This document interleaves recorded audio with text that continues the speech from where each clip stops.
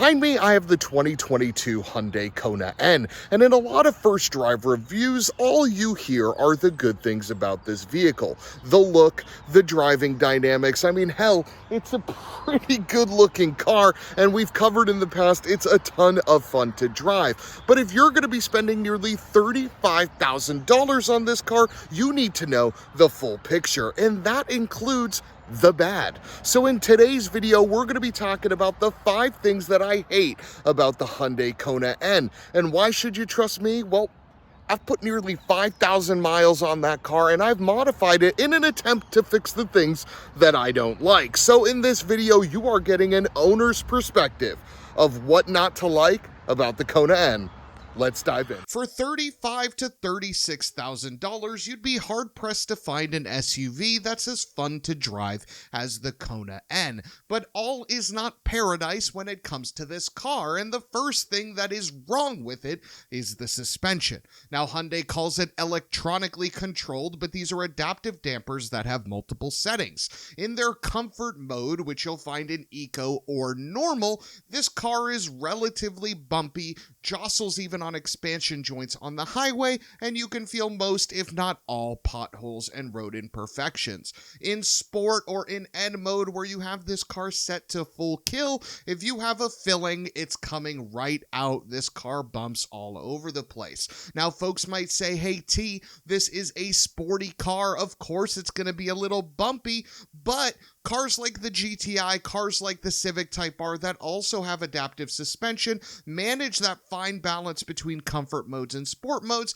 and provide a lot more comfort in normal day-to-day driving. Now, I attempted to fix this by putting on Fortunato coilovers, and that did solve it, but they don't come cheap. Now, the second thing that I don't love about the Kona is the rear passenger space. Now, again, I understand this is a compact SUV. This is a small vehicle, but the fact of the matter is other cars that are in this segment have more room. Now, I'm going to be sitting behind myself. I'm 6 feet tall, and I just want to give you guys an accurate assessment as to the overall space in this car. Now, even though you have the cutouts behind this back seat, which are nice, my feet are still touching the front seat, and my head has virtually no room. If I'm sitting up straight, you can see here my head is touching the roof, which is a bit annoying because looking at the front side of the seat, because the Kona N doesn't have a sunroof, it actually bumps up, giving the driver and passenger more headroom, but that doesn't carry on to the back seat, which is super frustrating. Now, you have this little armrest, which is great. It's a nice squishy place to put your elbow, but your wrist is right in the cup holder. So overall, this rear passenger is really an afterthought in this compact SUV, and something that I don't like and am very frustrated with. Now, the third thing that I do not like about this Kona are the features that are missing.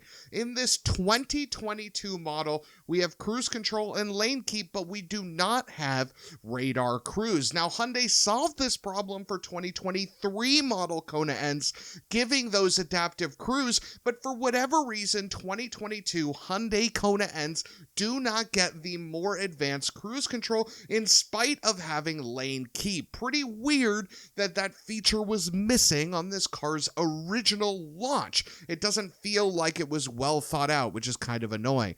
The second thing that we're missing is we have heated seats, which work great. They get very hot, but we do not have ventilated seats. A bit frustrating to not have that in this car. Now, we just touched on the fact that this does not have radar cruise, and it leads me right into thing number 4, which bothers me about this Kona N, and it's how its lane keep system works.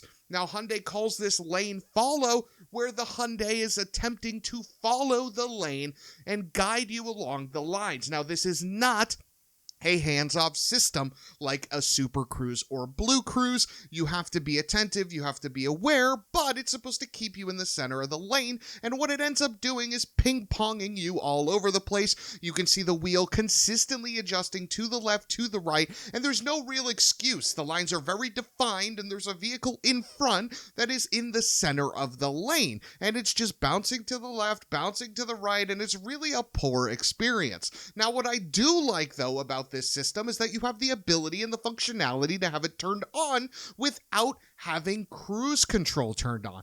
This is very unique to this car. I don't know of any other vehicle outside of a Hyundai where you can have the lane follow, lane keep, whatever you want to call it, enabled, but you have cruise control disabled, right? You can see the little steering wheel icon there in the infotainment screen, in the center screen, but the cruise control is not on. That is cool. I do like that, but this system does not work well. Now, it's going to need some sort of software update to get there, but at this point, it's not there. Now, one of the last things that I do not like about this car is the interior materials.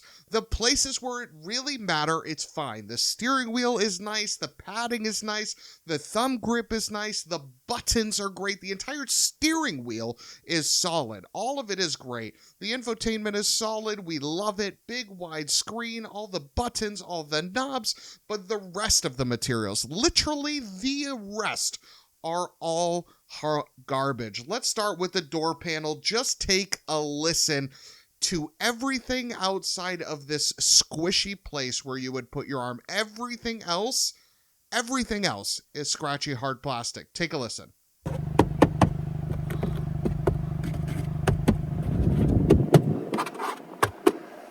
You're spending $35,000 to $36,000 brand new, and it doesn't stop there. On top of the dash, hard plastic. Behind the infotainment, hard plastic. Everywhere in this car is hard plastic. And when you compare it to other vehicles like the Civic, like the Integra, like the GTI, like the WRX, you have a lot better materials all around. Now, I understand a lot of the investment in this vehicle was in the engine, the transmission, the diff, the brakes, all of that, but other cars that are equally as fun as this Kona N have better materials in other places. So while the steering wheel and the shift knob are great in this vehicle, everything else sucks. Everything else is hard garbage. Now, you look past it because of how fun this car is to drive, but it is something to note if you're going to be spending nearly 40 grand on this car. Now, the last thing here is a little bit nuanced, so I left it for the end because this is really up to you.